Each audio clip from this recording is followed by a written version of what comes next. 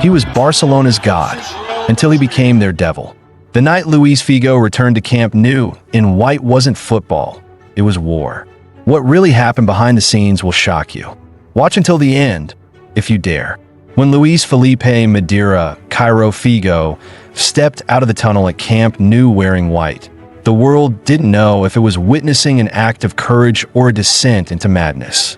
This was not just any white. This was the white of Real Madrid, the eternal rival, the sworn enemy, the team whose very name sparks venom in the hearts of FC Barcelona loyalists. And Luis Figo, once their own beloved, had crossed into enemy territory, not in whispers, but in full view of a seething crowd of nearly 100,000 who had once chanted his name with devotion. What he did was not merely a transfer. It was heresy carved into the flesh of a sacred rivalry. The betrayal was unforgivable. And as he returned to the place that once crowned him king, he found himself branded the ultimate traitor. There are rivalries in football. Then there's El Clasico. It is not a game, not even a war. It is ideology colliding with ideology, history battling history, a cultural clash painted onto green grass with the blood and sweat of generations. FC Barcelona is not just a club. It is an emblem of Catalan pride, a symbol of resistance against the central powers of Madrid. Real Madrid, in the eyes of many Catalans, is the representation of those very central powers, the embodiment of the establishment. And into this powder keg walked Luis Figo, not just as a player, but as a symbol of betrayal in its most potent form. It's almost impossible to comprehend how deeply loved Figo once was in Catalonia. Signed in 1995 from Sporting CP, the young Portuguese winger quickly proved his mettle.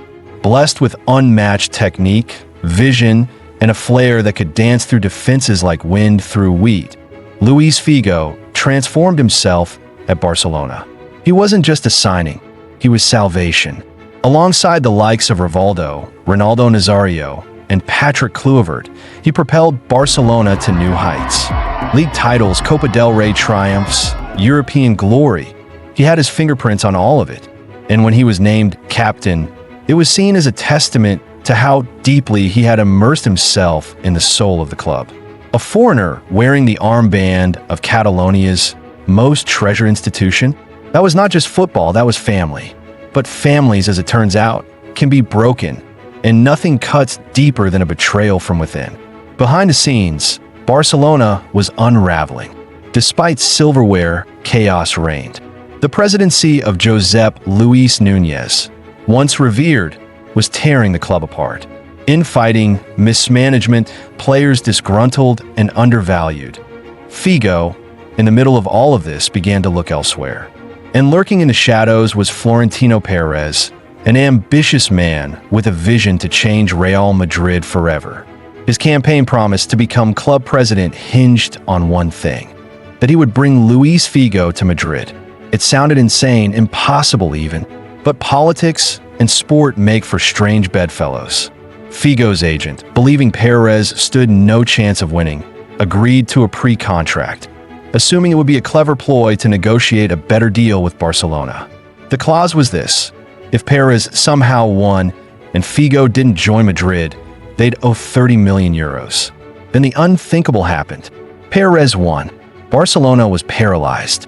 Figo had a choice: either produce the money, which he didn't have, or walk into history wearing white. And so he did. The outrage that followed was volcanic. Spanish tabloids exploded. Barcelona streets were wallpapered with images of Figo's face vandalized beyond recognition. Traitor and Judas were among the more polite descriptors hurled at him. Joan Gaspart, the incoming president, admitted he'd rather have lost the election than lost Figo. That transfer didn't just wound the club, it decapitated its pride. To make matters worse further, Figo thrived at Real Madrid. He became the first Galactico of Florentino's new empire and won the Ballon d'Or shortly after. Though everyone knew that award was a delayed recognition of his brilliance at Barcelona, the fact that he received it while wearing white only deepened the wound. For Kules, the message was clear: Their once prized jewel had been stolen and displayed like a trophy in enemy territory. Then came October 21st, 2000, the first return. The date was circled in red for months. The entire city of Barcelona buzzed with anticipation, not for football, but for vengeance. The Camp Nou filled like a volcano on the edge of eruption. Over 98,000 voices unified in hatred. The word welcome had been replaced with Judas, mercenary, pig. Figo emerged from the tunnel and into hell. He had been a gladiator once in this Colosseum, but now he was the prey. As he stepped onto the pitch, the roar wasn't applause, it was fury. He raised his fingers to his ears, visibly stunned by the ferocity of it all. But it had only just begun. Every time he touched the ball, the noise reached new, almost seismic levels. Anything that could be thrown was bottles, oranges, lighters. Even mobile phones rained down onto the field. Luis Figo had become public enemy number one. Yet, remarkably, he played, he passed, he dribbled, he created. He did not shrink.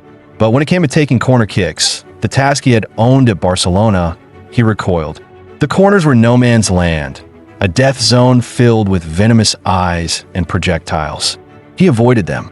Real Madrid lost 2-0, and Perez blamed the suffocating atmosphere. But Figo had survived his first return. 2 years passed. Surely, the hatred would fade, right? But it didn't. November 2002 brought Figo back to Camp Nou once more. But this time, he came not just as a visitor, but as a man unafraid.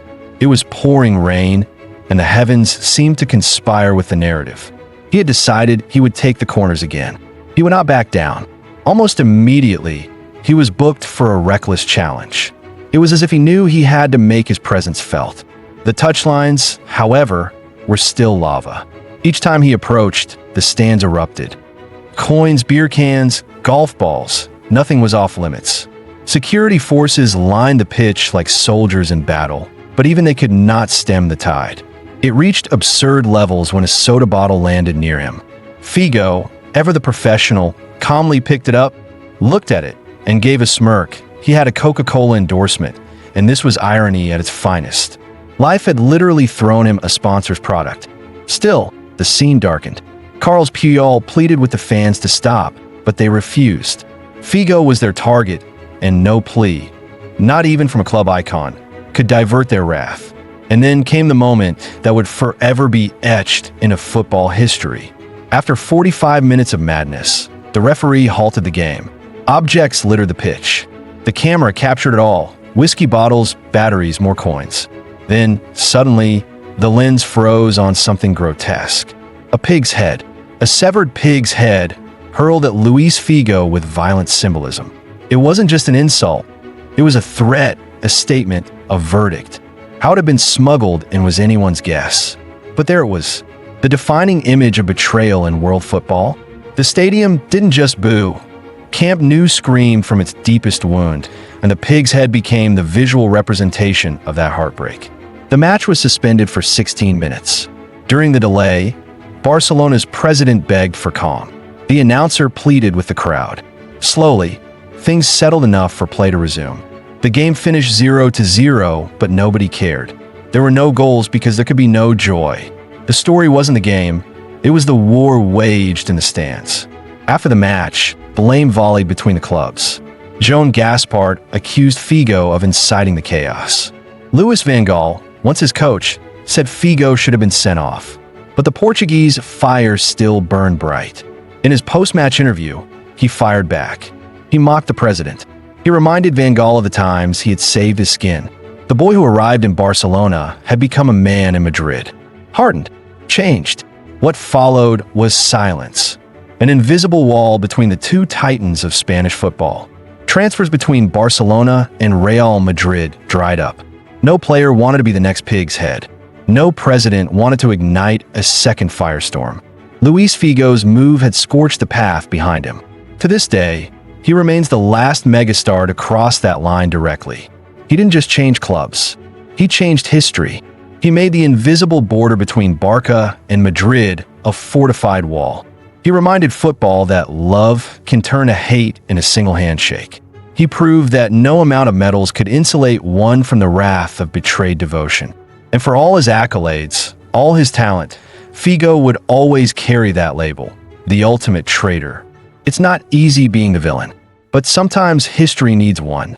Now you know the betrayal that shook football to its core. Was Luis Figo brave, foolish, or just another player trapped in a war bigger than himself? Should he be remembered as a traitor or a legend who dared to cross the ultimate line? Let's hear your verdict in the comments. And don't forget to subscribe for more stories of football history tried to bury.